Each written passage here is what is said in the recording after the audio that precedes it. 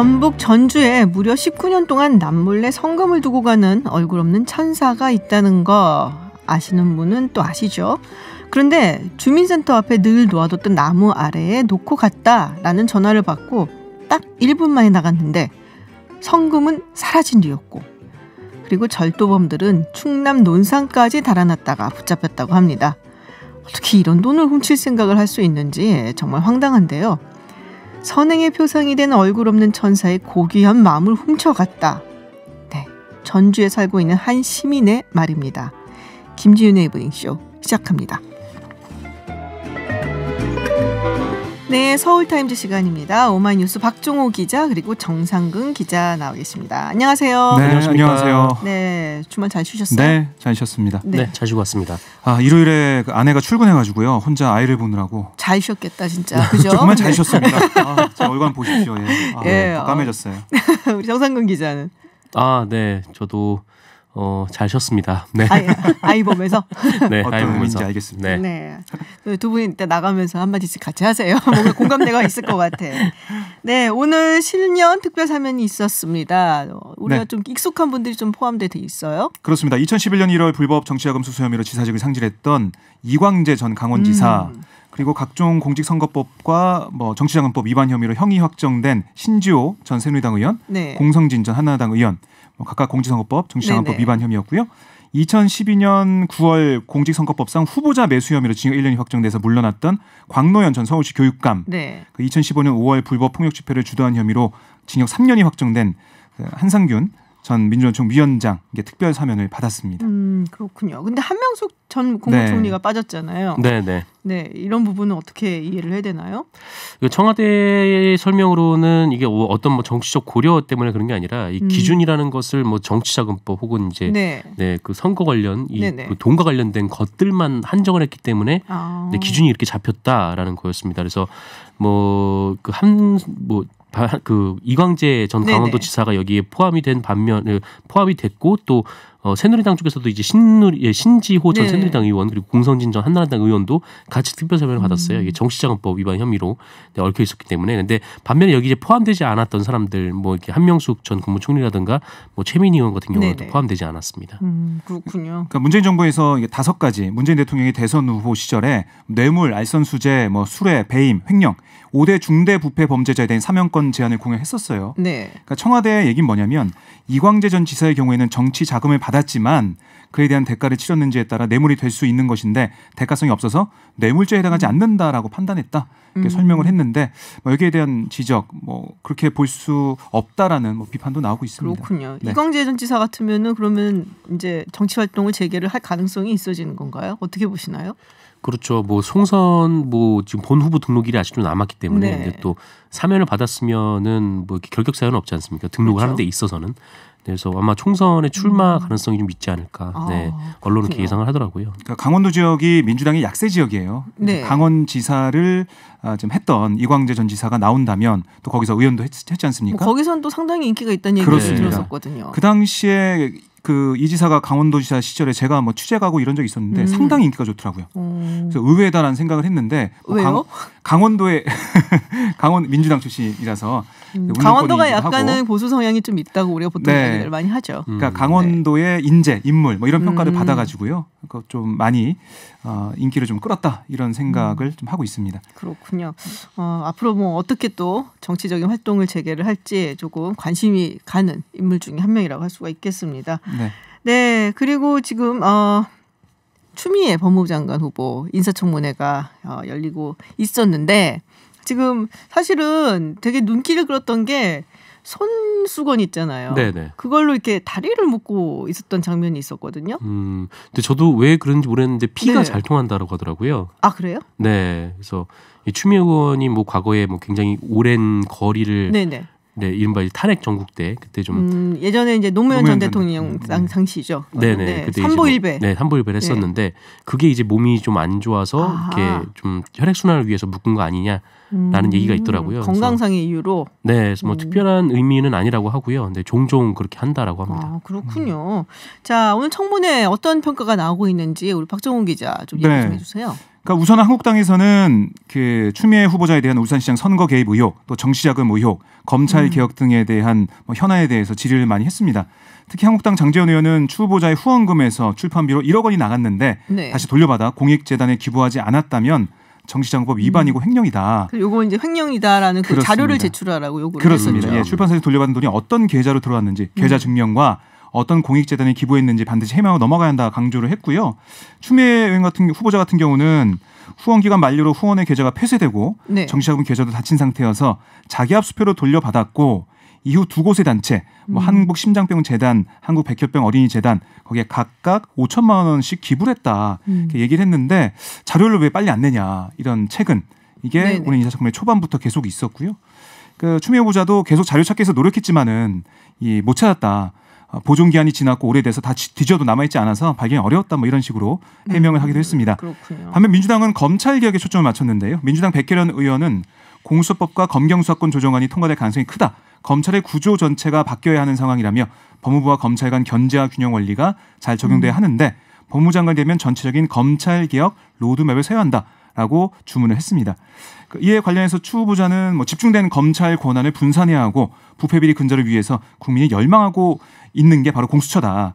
그래서 소신을 묻는다면 공수처법은 만들어지길 바란다라고 얘기를 했습니다. 네, 흥미로운 장면이 하나 나왔던 게 이게 네. 박지원 의원이 질문을 했단 말이에요. 네. 그렇습니다. 네, 윤석열 검찰총장 뭐 만약에 이제 법무부 장관으로 된 다음에는 인사 조정을 통해서 뭐 해임을 한다든지 검사장급의 이제 인사를 뭐 단행을 한다든지 뭐 그런 부분에 대한 질문을 했단 말이에요. 근데 왜냐하면 최근에 들었던 소문들이 좀 그런 게 나돌았잖아요. 네, 그런 말이 있었죠. 네네. 그래서 뭐 애초에 윤석열 검찰총장이 취임을 한 이후에 그 워낙 그 이른바 이제 주요 보직에 자기 네. 사람으로 채워놨다 뭐 이런 지적도 있었고 또 지금 이제 수사 상황을 보면서 좀 이 검찰의 힘을 좀 분산시키는 차원에서 법무부 장관이 들어가면은 인사권을 행사하는 거 아니냐 좀 네. 이런 예측도 그리고 있었는데 그게 있었어요. 원래 2월이 돼야지 뭐 검찰이 인사가 보통이 있는데 네네. 좀 앞당겨서 하려고 한다. 뭐 이런 얘기가 있다 보니까 네. 그러면 추미애 법무장관이 이제 딱 되면 이제 임명이 딱 되면은 그러면 그때 단행을 해갖고 윤석열 검찰총장과 그 뭐랄까요 수사진을 조금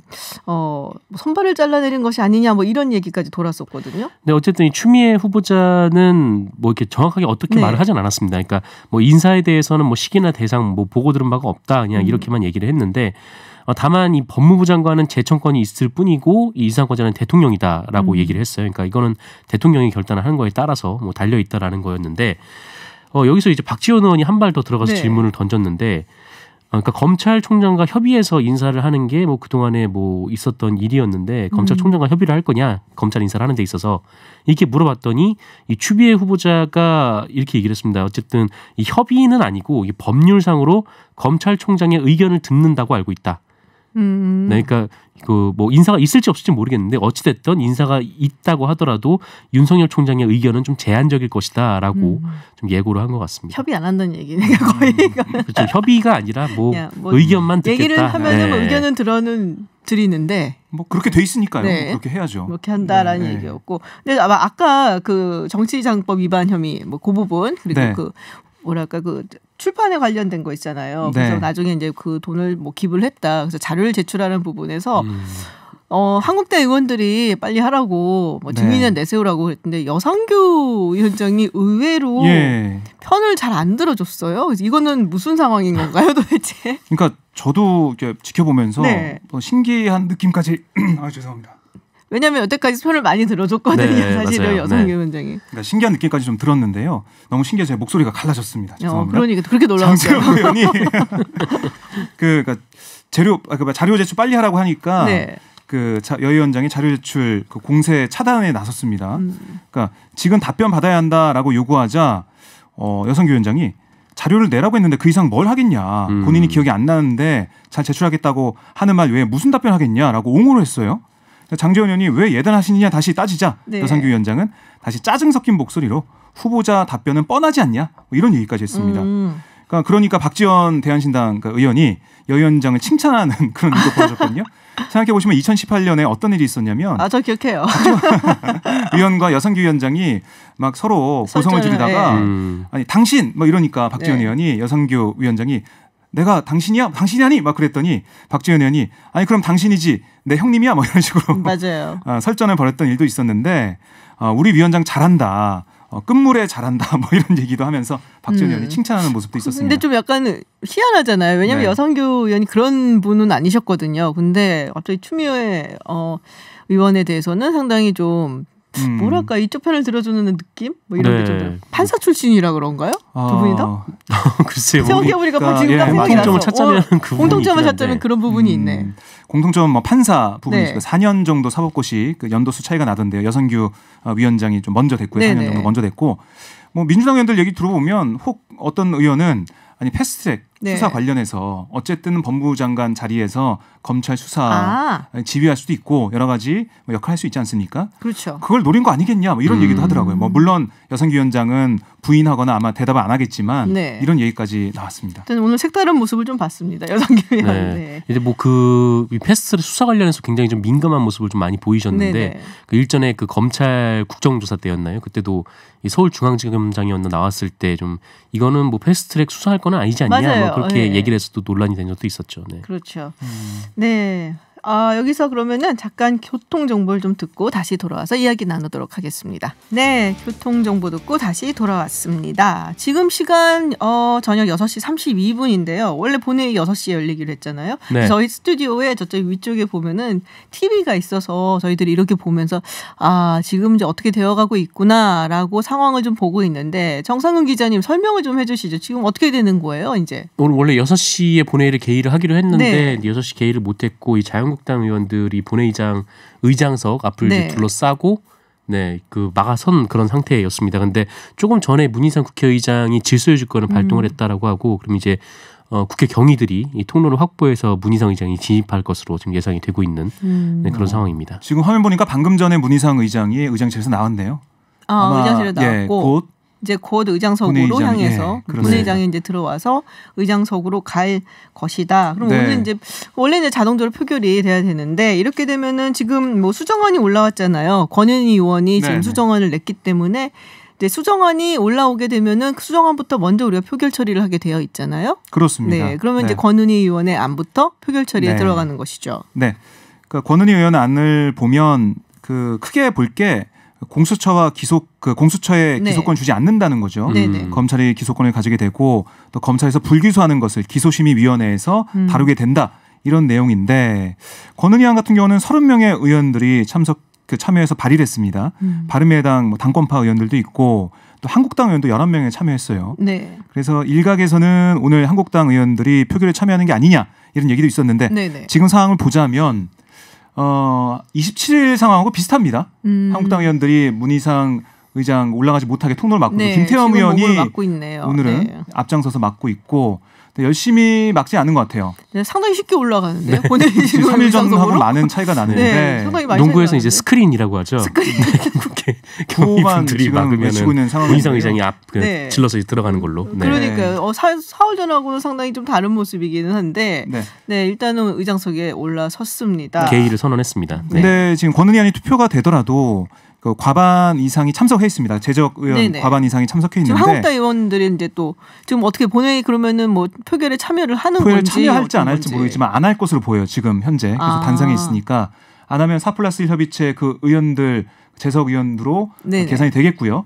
그 중에 과반 이상이 찬성하면 통과가 되는데 과반이라는 것이 지금 만약에 몇 명이 되는 거죠? 166명이 만약에 네네. 재석을 했다. 네. 그러면 그 과반이죠. 그 2로 나누면 83명 이상, 그러니까 84표가 나오면 되는 거죠. 아닌가요? 대표요? 이 70대표. 맞죠. 84표죠.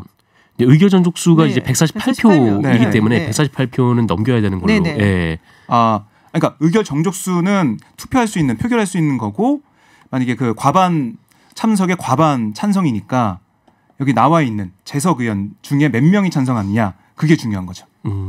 네. 만약에 298명이 다 표결에 참여해서 재석을 했다면 148명 이상이 찬성해야 되는데 지금 보면 한국당 의원들이 지금 재석할지 안 할지 지금 보면은 자리를 좀 돌아가고 있는데 돌아가고 있는 것 같은데 만약에 자리에 가서 앉게 되면 그렇군요. 148 표가 필요하게 되는 거죠. 근데 지금 권인희 의원이 이제 그 수정안을 낸 게 사실은 이제 바른미래당의 이제 뭐 당권파 중에서도 네. 몇몇 의원들이 그게 낫다. 난 4+1보다 그런 이야기들이 나오고 있고 지금 뭐 물론 이제 자유한국당은 권은희 의원 아니라면은 표결을 할 수도 있겠다라는 이야기들 나오고 있단 말이에요. 네. 어떻게 보고 계세요? 이제 뭐 곧 아마도 시작을 할 것 같기는 한데.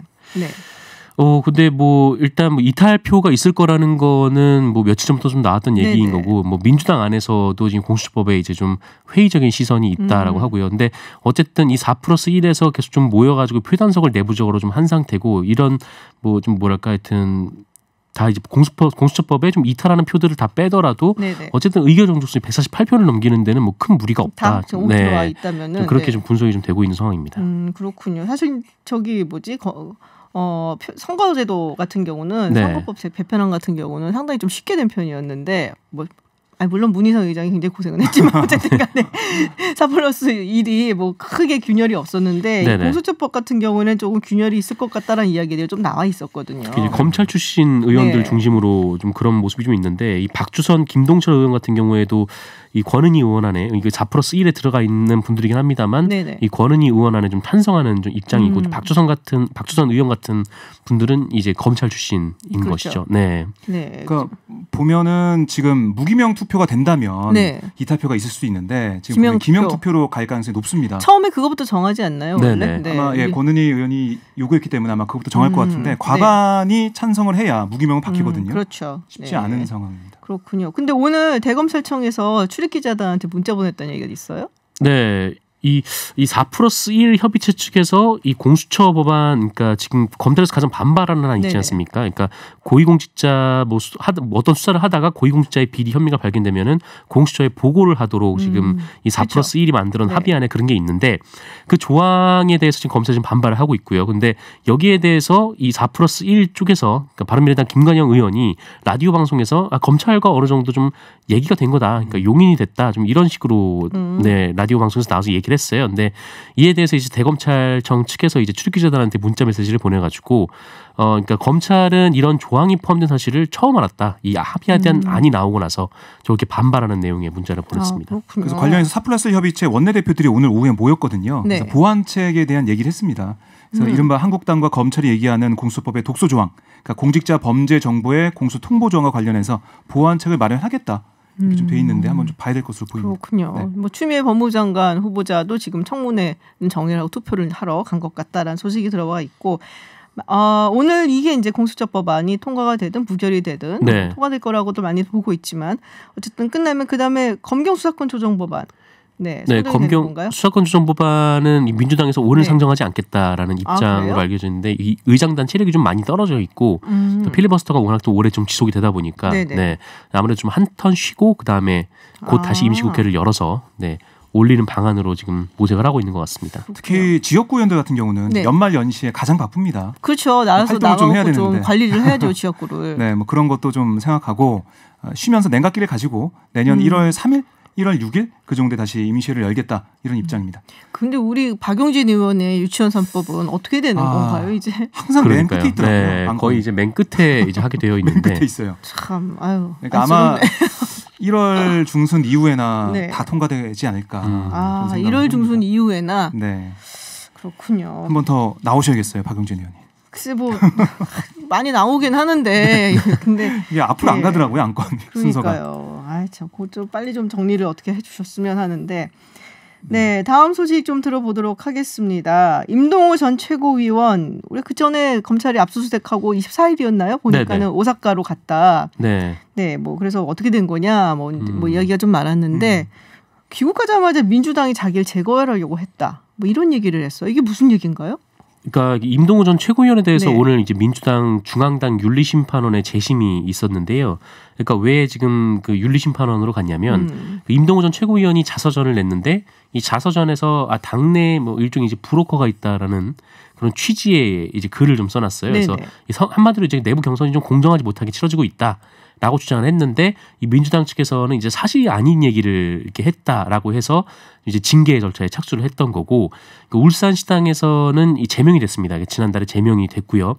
그리고 이제 중앙당이 일종의 이제 항소를 해서 이제 윤리심판원 재심이 이제 열렸던 거죠. 근데 여기에 대해서 이제 임동호 전 최고위원이 이거는 이제 자신을 제거하려는 음모다 이렇게 주장을 하고 있는 건데 마침 또 이 송병기 울산시 부시장의 수첩에 또 임동호 그 정적 제거라는 좀 그런 표현이 좀 있었기 때문에 네네. 그래서 그게 이제 본인을 의미하는 거 아니냐 좀 그렇게 주장을 하고 있고 그 근거로는 본인이 11월에 제명이 됐었는데 사실 본인이 제명될 거라는 걸 한 7, 8월 정도부터 얘기가 좀 돌았다. 네, 이런 주장을 좀 증거로 좀 제시를 하고 있는 좀 그런 상황이고요. 그리고 임동호 전 최고위원이 오늘 이제 이해찬 대표에게 면담을 신청을 했는데 이해찬 대표가 받아들이지 않았어요. 그래서 아니 본인이 1시간 늦게 갔다는 얘기가 있던데요. 네, 그러니까 사전 약속 없이 좀 일방적으로 왔다라는 게 이제 민주당 측의 입장인 거고, 그래서 뭐 당이 제거하려 한다는 것도 뭐 전혀 사실과 동떨어진 내용이다 이렇게 민주당에서 반박을 하고 있습니다. 그렇군요. 민주당은 좀 머리가 아픈 상황입니다. 그러게요. 계속해서 임동호 전 최고위원의 그 발언으로 네. 입을 통해서 여러 가지 의혹이 제기가 되고 나오고 있기 때문에 답답한 상황인데 그래도 뭐 어떻게 할 수 있는 그 여지가 없기 때문에 검찰 조사도 받고 있는 거죠, 이분은. 네, 그렇습니다. 계속 그 검찰 조사를 통해서 여러 가지 얘기를 하지 않겠습니까? 또 검찰 조사에서 거기에 대한 염려도 있는 것 같아요. 그리고 뭐 기자회견 같은 데서 여러 가지 약간은 뭐 큰 폭탄은 아니더라도 약간 조금은 좀 폭탄성 있는 그런 발언들이 좀 나오고 있는 것 같더라고요. 그래서 민주당이 좀 골치가 아프겠구나라는 생각이 좀 들긴 합니다. 오늘은 그 추미애 민주당 대표에게 서운한 게 없냐라는 기자들의 질문에 많이 서운했다. 이렇게 얘기하기도 했어요. 아, 그래요? 예, 저도 당 지도부 생활을 했기 때문에 당이 결정할 일이라 생각하고 섭섭하지만 따랐다라고 얘기를 했는데 오늘 인사청문회에서도 이 얘기가 나왔거든요. 청와대 하명으로 해서 임동호 그 최고위원 관련된 게 결정된 게 아니냐. 그 추미애 후보자는 부인했는데요. 뭐 그렇게 당이 그렇게 청와대에 휘둘리고 이게 아니다라고 그런 취지의 답변을 했습니다. 근데 오늘 또 이렇게 얘기하니까 민주당 입장에서는 골치가 아프죠. 그렇군요. 네, 하여튼 뭐 여러 가지로 복잡한 상황들이 국회도 그렇고 뭐 밖에서도 그렇고 일어나고 있습니다. 네, 오늘 이야기 여기까지 듣도록 하겠습니다. 지금까지 정상근 기자 그리고 오마이뉴스 박정호 기자였습니다. 고맙습니다. 네, 고맙습니다. 네, 해외 뉴스 알아보는 서울타임즈 시간입니다. 전주현 캐스터와 함께합니다. 어서 오세요. 네, 안녕하세요. 네, 첫 번째 소식. 아베 신조 일본 총리가 지난 24일 중국 청두에서 문재인 대통령 정상회담을 가졌는데 그때 후쿠시마 원전 배출수에 대해서 이야기를 했다라고 그렇습니다. 하네요. 그러니까 후쿠시마 제1원전에서 배출되는 오염수에 이제 방사성 물질이 포함되어 있는데 그 양이 한국 원전 배출수의 100분의 1 이하다 이렇게 말을 했다고 지금 산케이 신문이 우리가 하는 것보다 훨씬 적다. 네, 외교소식통을 인용해 보도를 했는데 2016년에 후쿠시마 원전 지하 배수 장치에서 이제 삼중수소가 배출된 양이 연간 1,300억 베크렐이었다는 거죠. 근데 한국의 월성 원전이 같은 해에 액체 상태로 방출한 삼중수소의 양이 약 17조 베크렐이었기 때문에 130배나 더 많았다. 뭐 이렇게 얘기를 했다는 거예요. 그러니까 아베 총리가 제시한 자료가 이제 어떤 내용이 담겨 있냐면 후쿠시마 제1원전의 원자로 건물로 흘러 들어가는 지하수를 줄이기 위해서 건물 부근에 지하 배수 장치를 만들어 놨습니다. 네, 곧바로 들어가면 안 되니까요. 거기서 퍼올린 물을 좀 분석해 본 게 아니냐 이걸로 추정이 된대요. 근데 이 물이 정화 처리를 한 뒤에 방사능 오염도가 기준치를 밑도는 게 확인되면 해양에 방출하는 것으로 알려졌습니다. 그래서 지금 아베 총리가 후쿠시마 제1원전 사고 후에 후쿠시마현 주변 수산물의 수입을 우리나라가 금지하고 있잖아요. 그래서 좀 과학적인 논의가 더 이루어져야 되는 거 아니냐. 오히려 더 낮은데 뭐 이런 얘기를 문 대통령에게 전달을 했다는 거죠. 그 오염수가 지금 아베 신조 총리가 말하는 그거랑 우리가 문제로 삼고 있고 국제환경단체에서 이야기하는 거랑 같은 거예요? 다른 겁니다. 완전히 다른 건데요. 다른 걸 얘기하고 그래요. 그러니까요. 우리가 얘기하는 문제를 이제 환경단체가 제기하는 오염수라는 거는 원자로 내에 용융된 핵 연료를 냉각할 때 발생하는 고농도 방사능 오염수를 이제 정화 처리한 물이잖아요. 그래서 트리튬을 제외한 방사성 물질 대부분이 제거되긴 하지만 인체에 치명적인 세슘 같은 방사성 물질이 있습니다. 근데 아베 총리가 얘기한 배출수라는 건 이 오염원, 그러니까 원자로의 핵 연료에 닿기 전에 지하수를 언급한 거죠. 지하 배수 장치에 있는 물을 그러니까 이미 많이 희석이 된 거네요. 그렇습니다. 그러니까 완전히 다른 건데 다른 자료를 가지고 얘기를 했다라는 얘기가 지금 나오고 있습니다. 그렇군요. 네. 이런 거 갖고서는 이렇게 눈 가리고 아웅이라고 얘기를 해야 되나요? 그러니까요. 다른 얘기를 하고 있네요. 네네.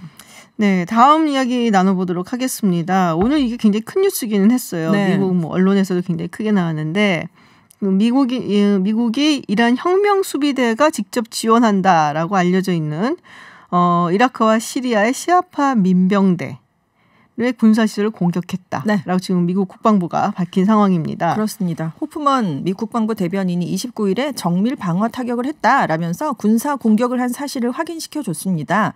이라크의 시아파 민병대는 IS가 2014년에 청거를 하니까 이라크 정부군보다 앞장서서 대테러전을 주도한 그런 네. 조직인데요. 이 과정에서 이란 혁명 수비대가 무기랑 작전, 훈련 같은 걸 적극 지원했습니다. 그래서 미국이 시아파 민병대를 이란의 대리군이 이렇게 불러왔는데 이란하고 가장 밀접하고 규모가 큰 카타이브 헤즈볼라의 이라크와 시리아 내에 있는 군사시설 그러니까 총 5곳을 미군이 공격을 한 것으로 알려졌습니다. 네. 27일에 이라크 키르쿠크 K1 군기지에서 미국 민간인 1명이 사망했던 로켓포 공격이 있었거든요. 근데 미국은 그 주체로 이 카타이브 헤즈볼라를 지목해 왔습니다. 네네. 그래서 그것에 대한 보복 공격이 아니냐 이렇게 지금 추정이 되고 있고요. 이라크에서 지난 2달 동안 미군이 주둔하는 군기지를 겨냥한 로켓포 공격이 최소 10번 발생을 했습니다. 아직 뭐 정확한 주체가 밝혀지진 않았지만 일단 미국은 친이란 민병대의 소행이 아닌가 이렇게 의심을 하고 있습니다. 이게 이제 중동 지역에 네. 사실 우리가 헷갈리잖아요, 많이. 네. 복잡하죠. 얽혀 예, 있고. 네. 이슬람도 이제 사실은 시아파와 수니파가 네네. 있고, 뭐 수니파의 종주국이라고 한다면은 사우디아라비아가 있고, 네. 시아파의 종주국이라고 한다면은 이제 시아파가 이란. 이제 네. 이란이 있는데 네네. 옛날에 이제 이라크 같은 경우에는 정권을 잡은 후세이 같은 경우는 수니파인데 네. 사실 소수였거든요. 그렇습니다. 다수의 시아파를 소수의 네. 수니파가 장악을 하고 있던 상황인데 이라크 전쟁이 있었잖아요. 네네. 그래서 미국이 이제 치고 들어갔었고, 후세인이 축출됐고. 네, 후세인이 축출됐고 나중에는 또 사망을 했고, 네. 그러면서 이제 시아파의 계층들이 세상이 조금 됐죠. 세상이 네네. 됐는데 사실은 그렇기 때문에 이란하고 가까울 수밖에 없어요. 그렇죠. 그런 면에서. 네네 그렇습니다. 근데 지금까지는 미국하고 그 이라크의 그 시아파 네. 계통들이 IS라는 공동의 적이 있었기 때문에 네네. 사실은 긴장 상태가 있으면서도 그럭저럭 협력도 하고 유지를 해왔다가 네. 지금 IS가 많이 소멸이 됐잖아요. 그렇습니다. 물론 이제 얼마 전에도 만행을 저지르긴 네네. 했습니다만은 그러다 보니까는 이제 둘 사이의 긴장 상태가 점점 고조가 되고 있는 네. 상황이잖아요. 그렇습니다. 그래서 아마도 이란이 이제 최근 들어갖고 많이 여러 가지 좀 도발을 한다라는 네네. 소식들이 들어와 있고 하니까 그리고 얼마 전에 있었던 말씀하신 그런 사건들 네. 때문에 미국이 이란을 치는 건 너무나 부담스럽고 그렇습니다. 직접 대신에 공격은. 예, 대신에 아마 여길 친 것이 아닌가. 그래서 네. 사실상 미국이 이란을 공격한 것이다. 이런 그렇죠. 얘기를 하고 있죠. 직접 공격한 건 아니니까요. 그래서 아무튼 미국이 중동에 있는 미국인과 미국 시설을 이 시아파 민병대 같은 친이란 무장 조직이 공격하면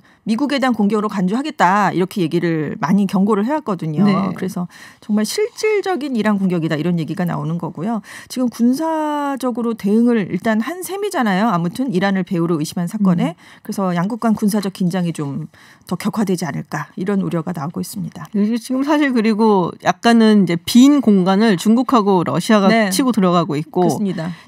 이란하고 했었던 핵합의 네. 그거를 미국이 사실상 결렬시켰죠. 예, 결렬을 시키면서 이제 그 사이를 중국하고 또 러시아가 네. 노리고서는 많이 좀 이란하고 손을 잡고 있는 상황이라서 좀 지금도. 네. 예, 중동이 약간 좀 긴장이 고조가 되고 있다라고 볼 수가 있겠죠. 안 그래도 지금 호르무즈 부근에서 중국, 러시아, 이란이 합동 해상 훈련을 또 하고 네. 있잖아요. 네, 그래서 지금 중동 정세에 미치는 영향을 더 지금 극명하게 보여주는 그런 사건이 아닌가 싶은데 아무튼 만약에 이라크 시아파 민병대가 미국의 공격에 반격을 하면 이제 이라크랑 미국도 이제 직접적으로 이제 맞부딪히게 되는 거니까요. 일단 이라크는 주권 침해다 이렇게 강력하게 반발을 했습니다. 네.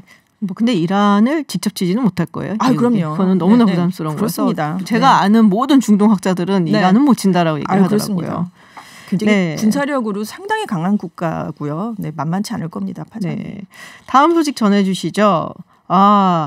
영어권 대중문화에서 2010년대 네. 이제 2010년 대회가 내일로 끝나요. 그렇습니다. 네, 2010년대 영어권 대중문화에서 동아시아가 굉장히 강세를 보였다. 네. 한국하고 일본이 그중에 그렇습니다. 강세를 보인 것으로 꼽히는데 이게 이제 아무래도 제일 먼저 생각나는 건 BTS예요. 이렇게 네. 되면. 네. 싸이도 있고요. 네, 싸이도 있군요. 그렇습니다. 그러니까. CNN이 2010년대를 결산을 하면서 미국의 대중문화 영향이 여전히 뭐 세계적으로 지배적이긴 했지만 한국과 일본 대중문화의 비중이 계속 커졌다는 걸 주목해봐야 된다. 이런 얘기를 내놓은 거예요. 말씀하신 것처럼 방탄소년단, 블랙핑크의 뮤직비디오가 인기를 얻고 있고요. 유튜브 시청 기록도 계속 경신을 하고 있죠. 그리고 기생충이 칸 영화제에서 황금종려상을 받았잖아요. 그렇죠. 그리고 봉준호 감독이 지미 펠런 토크쇼에 가서 주로 한국말로 토크쇼를 했다. 이것도 좀 눈여겨봐야 할 점이다. 왜냐하면 황금 시간대에 나가는 건데 그렇죠. 네, 통역을 대동한 거잖아요. 네, 기생충 같은 경우는 오바마 대통령이 네. 꼭 봐야 될 그렇습니다. 영화로 하나 꼽았다고 네, 그런 소식이 있더라고요. 네. 그러니까요. 그러니까 이게 싸이가 2012년에 세계적으로 인기를 얻은 거 그리고 일본의 예능 프로그램인 테라스 하우스가 2015년에 크게 인기를 얻은 데 힘입어서 이제 절정에 이르게 됐다. 이렇게 해석을 했는데 맥킨지 글로벌 컨설팅 업체잖아요. 아시아가 점점 더 문화적으로 중요한 세력이 돼가고 있고 예전에 아시아는 그러니까 미국 헐리우드 영화라든가 뭐 그 서구의 음악을 열정적으로 소비하는 수용하는 입장이었는데 이제는 문화적 흐름이 쌍방향으로 바뀌었다. 이런 분석까지 내놨습니다. 갑자기 왜 그렇게 된 걸까요? 그 소셜 미디어가 이제 활성화된 게 가장 크게 꼽히고 있어요. 그래요? 그러니까 많은 그 세계의 사람들이 소셜 미디어를 통해서 직접적으로 다른 나라의 문화들을 이제 미국과 영국 문화뿐만이 아니라 알 수 있게 됐잖아요. 그럼 아무래도 그런 전파 매체, 미디어 지형의 변화가 일단 꼽혔고 더 중요한 건 동아시아 문화의 연예 콘텐츠가 세계인의 마음을 사로잡을 정도로 우수했다. 이런 분석도 지금 같이 나오고 있습니다. 아무리 이게 경로가 좋아도 콘텐츠가 안 좋으면 하긴 뭐 콘텐츠가 좋아야 좋아야 보는 거잖아요. 거죠. 네. 그래서 아무튼 동아시아 대중문화가 확산되니까 서구가 동아시아를 보는 눈길도 많이 달라진다. 그래서 한국어를 배우는 사람들도 미국에서 많이 늘어나고 있고요. 네. 그리고 이제 뭐 헐리우드 영화에서 한국인이 그러니까 동아시아인이 예전에는 악당으로 많이 나왔잖아요. 근데 요즘은 그죠? 악당 아니면은 뭐 주인공 친구 네, 뭐 이런 거. 친구 그러니까 굉장히 좀 비중이 적었는데 이제는 좀 괜찮은 그런 이미지로 많이 나오고도 있다. 뭐 이런 얘기가 나오고 있습니다. 그렇군요. 네. 뭐 왠지 좀 기분이 좀 좋아지는 그렇죠. 그런 뉴스였습니다. 네. 오늘 이야기 여기까지 듣도록 하겠습니다. 지금까지 전주현 외신캐스터와 함께했습니다. 고맙습니다. 네, 감사합니다.